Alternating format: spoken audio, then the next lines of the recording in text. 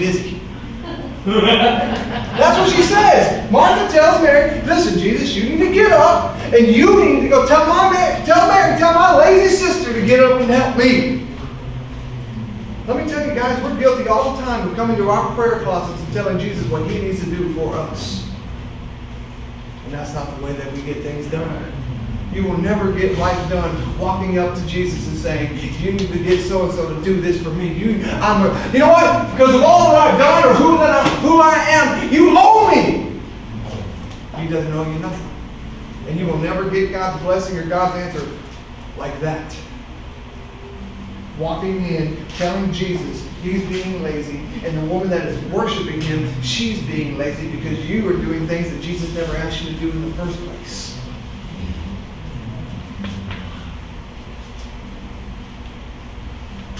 Martha. Believe it or not, when you study this text, that's a term of endearment. He's standing before a very serious woman. Probably short, squatty, beady, short with glasses. That lady. Frown face, upset. Jesus looks at her and goes, Martha. Probably a smile on his face.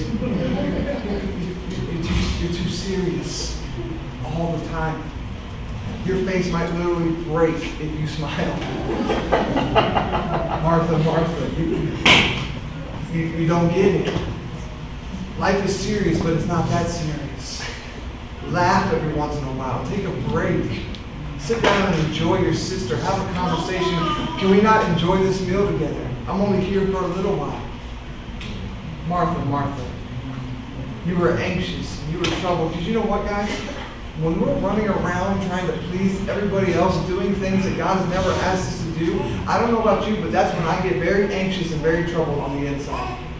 I get nervous and I can't sleep, and I start fretting, and I start worrying, and I start blaming, and I start crying, and I start wanting to go to church, and I shut down and I shut out. But Jesus tells her this. He says, listen, Martha, you've done a lot today. You do a lot every day. You are anxious and you are troubled. But listen, out of all that you do and don't do, let's start with one thing. Let's start right here. Come spend time with me. Jesus says, listen, you do awesome things. You do a lot of things. But let's always start here. Spend time with me. Mary first, Martha second. We got to be like Mary first and be like Martha second. We need to spend time with Jesus first, and then we need to get things done. To worship like Mary and work like Martha. We need to worship like Mary and work like Martha. If Mary just sits there and never does anything, she is sinful. She has to get up and do. And Martha, working without worship, is sinful. Don't spend your life chasing your potential, but pursue your calling. I pray this morning that no matter where you are or what you're thinking about this sermon, or whether you're a Mary or whether you're a Martha, here's what we all need to learn from this morning. Is that we need to have Mary's heart and Martha's hands. Every person in this room needs to have a heart like Mary, where you desire and long to be at the feet of Jesus every single day. And then after you spend time with Jesus, you find your life and find your hands being busy about His work. Have a heart like Mary and hands like Martha. And I'm going to close with this. Do you think currently that we live in a Mary world or a Martha world? Martha. We live in a Martha world. Cultural study was done this past year, and Americans work twice as many hours than any other nation in the world. We work twice as many hours than any other nation in the world. Some of you guys in this room, you work 70, 80, 90 hours a week. You still have what to show for it? A wife that hates you, kids that don't know you, still got the mortgage, you still got the bills. And I understand there's some circumstances that I understand. I'm not being, but I'm saying some men, some people, we choose this when we don't have to. Check this out though. We live in a Martha world. For some of us, we take our laptops on vacation. If we take a vacation. We are anxious and distracted people. I'm talking about God's people. We're anxious and distracted about it. We don't trust God to provide for nothing. We got to do it ourselves. We're Marthas. We build and plan to live our lives as Marthas. I'll do it. I'll take care of it. I'm going to fix it. I'm going to get a job. Everybody's going to like me. I'm going to show everybody. Instead of first shutting up and going and sitting at the feet of Jesus and letting Him teach and letting Him speak and letting Him pour into you. And then you go from that out into the world. But here's the thing. God intended this world to be a merry world with Martha moments. Genesis 3 turned the world into a Martha world with Mary moments. It's flipped everything on its head. Let me close by explaining it like this. In Genesis 1 and 2, God created the entire world and said what? It was very good. God looked back and said, I did a good job. This is great. And there was work to be done, but they walked with God in the cool of the day. They worshiped and then they worked. It was a merry world with Martha moments. Communion with God always came before work. Did you ever notice in the phrase in Genesis? Check this out. This will blow your mind if we're going to end. I want to melt your mind and then we'll close. The Bible records Genesis like this. Evening and morning was so-and-so day. Evening and morning was the first day. Evening and morning was the second day. Evening and morning was the third day. Y'all remember that language? God starts time with what? The evening, doesn't He? And He closes the day with what? The morning. Why would God do that? Well, when does our day start? When that stupid alarm clock goes off. And you smash it, and you curse it, or you snooze it, or whatever you do. Most of the time, we are trained in a Martha world that our days start in the morning, don't they? Check this out. That was never God's intention. Check this out. I hope you learn and find rest here, and I think we can start doing this, and we change your life. We wake up in the morning tired. We load ourselves up with caffeine. How many had coffee this morning? How many had Red Bulls this morning? How many made your coffee with Red Bull this morning? I mean, we wake up tired. Yeah. And we got to load ourselves up full of caffeine just to try to make it through the day, don't we? Yeah. About 10 o'clock is Red Bull time. 12 o'clock is Red Bull time. 2 o'clock is Red Bull. That's Chad. He's a Red Bull master around here. I drink coffee all day long. Yeah. And I haven't had any today. And he hasn't had, well, this is a good summer not to have him. And let me tell you, we wake up worn out. Yes, sir. We wake up tired from the day before. We get very little sleep, very little rest, very little time with Jesus, very little time with our family. And we hit the door, every time you get up, and most of you run and run and run until you pass out at that night. And then your alarm goes off, and you run and you run and you run, and then you pass out. And you do this every single day. Check this out. Maybe this will bless you. Maybe this is why you came this morning. We wake up in the morning tired, loaded up on caffeine, running as fast and as hard as we can. We burn ourselves out before the day even begins. Now check this out. God said evening and morning was the first day. Some of you guys are going to learn something. Evening for the Jewish people was the beginning of the day. In the Bible times, in Jewish times, the night time was the beginning of the day, not the end. Because God set it up this way. Evening and morning. Morning was the end of the day. Evening was designed by God for you and I to unwind, to rest, to worship, and then to wake up out of that rest, to wake up out of that worship and work. Why evening first? Because it was a merry world. We worship first, and then we work. Why evening first? Worship first. Why morning second? Because we work second. Ooh. Man, God's intentional on everything, isn't he? Evening first. Why? Worship first. Morning second. Why? We work second. We work out of our worship. We work out of our rest. We work out of the time that God gives us. Let me ask you this question as a family, as a man, as a husband, as a single person. How do your evenings look?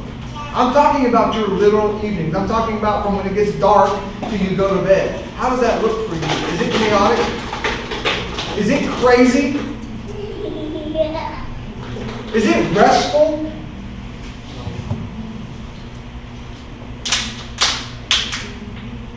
Are they good? Is the evening a good portion in your life? God intended the evenings to start your day with a good meal. Why do you think we love dinner so much? That's the start of the day. You want to start off with a good meal. Breakfast ain't the first meal, dinner is. So is he getting that first thing in the day? Well, if we live with Jews, yeah. If we live by God's original intent and without sin, yes. This is how God intended it because sin messed it all up. We're to rest. We're to have a meal. We're to pray. We're to read God's word. We're to play with our kids. We're to hang out with our spouse. Evening time is a gift for you. To rest from your work. To put it aside. To hug your kids. To put the laptop under the couch. To turn it off. To turn off Facebook. And you know what? Go, holy crap, that's what my husband looks like. Wow, that's my kids. Well, they got taller. Because you know what? Work will always be there. But one of these days, your babies are going to grow up and move. And you're going to have to keep working. One of these days, it's just going to be you and your spouse. Evening is a gift for you to start, not to end. Evening is a start, not an end. Go to work and get your work done after you've rested. Our evenings are intended to give us merry time that lead us into Martha moments. Most of us in this room, if we're honest, we're living backwards. Our days are planned and our evenings are a mess. Think about this. What day did Jesus arise? Sunday. Is that a trick question? What day did Jesus get up? Sunday. Sunday. Jesus got up on what day of the week? The first day of the week. Sunday's the first day of the week. We know it as Sabbath Sunday. Why? Check this out. Because Jesus set the precedent for this, that we're to have one Mary day followed by 6 Martha days. Worship comes before work. So not only evening and morning comes first, worship before work. Jesus set up our very week that way. Worship before work. Worship before work. Worship before work. God wants our worship before work. He wants our worship to drive our work. And He eventually, listen, if worship comes before work, worship will drive our work, and work will become worship. Check that out. If you allow worship before work, worship will drive your work, and work will become worship. Amen. You can plan your schedule on Monday with your clients and with your boss and your employees and what you're going to do. You know what? And it can become worship. Let me ask you this. Is work worship for you? Why or why not? Most likely it's because worship is out of order for you. Time with Jesus is out of line for you. Sabbath equals rest. Connect with God, connect with God people. The week starts with Sunday. The day starts with sundown. We will never get anything done on our list. We will not get everything done on your to-do list. And if Jesus is last on your list, you will never get to Jesus. If Jesus is just somewhere on your list, you will never get to Jesus unless He's first. This morning as we close your Bibles. Go ahead, close them. I want you to look up here as we close. Because I'm going to ask you some things before we have the invitation. I want you to think.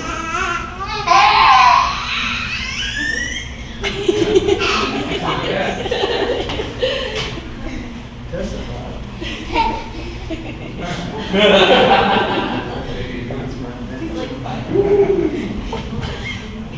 A few things this morning, whether you're a Mary or a Martha. What Jesus is looking at is the heart. Every person in this room, the first thing you got to do is be honest with yourself. Like I said earlier, Luke most likely interviewed Martha about this event. You know what? Martha could have gave any version of the story she wanted, but Martha gave it a repentant, honest version. I was too busy for Jesus. But Jesus loved me anyways. Some of in this room, you're just not honest with yourself about where you are, who you are, what you're doing, where you're going. To be honest, you're just full. Second thing is this. I want you to understand this morning from this text that Jesus is not condemning Martha, but Jesus is inviting her to spend time with him. He loves her. He says, you've done a lot. You're anxious. You're troubled. Come sit with me. You think it's plausible Jesus missed Martha? Yeah. I think it's totally plausible Jesus missed his friend. He said, man, I came over to hang out with you. To see you. How many times has Jesus shown up to your life, to your home, to your world, and you've missed it? You've been too busy. You've been too distracted. You've been too anxious. You've been too troubled. Oh, me.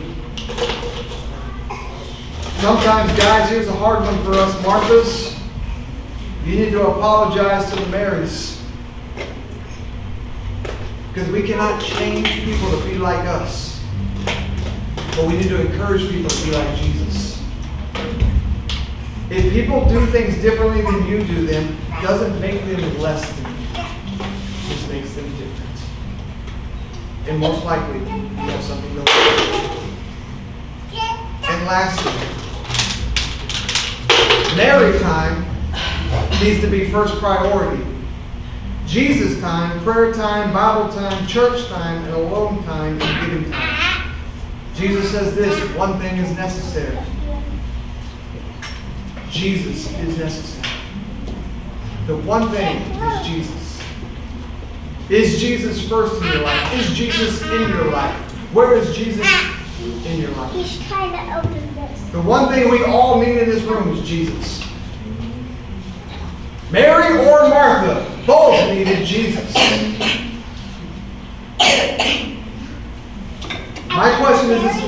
My last question to you this morning, whether you're a Mary, whether you're a Martha, how do you know Jesus this morning? Do you know Jesus this morning? Have you invited him into your home? Have you invited him into your heart? Or are you too busy being religious, too busy being cynical, too busy being busy, and you're going to miss the whole thing? It's good to sit at the feet of Jesus. Jesus is necessary. And Jesus has 3 types of people in his life this morning. Where do you fit? Are you a foe? Are you an enemy of Jesus this morning? Are you just a fan of Jesus this morning? Or are you a friend of Jesus this morning?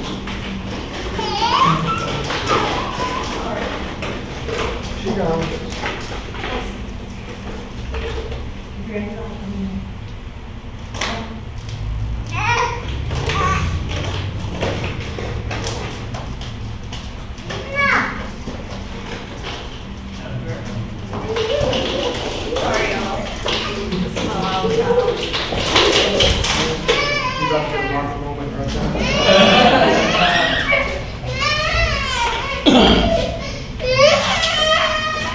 If you're single, birth control.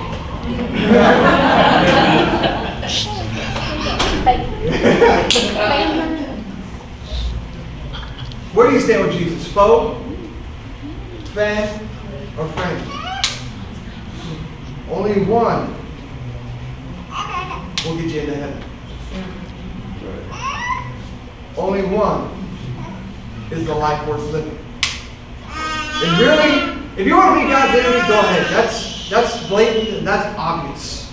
By your life, by what you do, by what you say. But it'd be really, really sad to go to hell because you were just a fan. You spent all this time following Jesus, but you never got to know Jesus. You spend all this time applauding Jesus and applauding God and loving God and saying that you're for God. And to find out one of these days, Matthew 7 says, you're going to wake up and Jesus says, you were just my fan. You were never following me.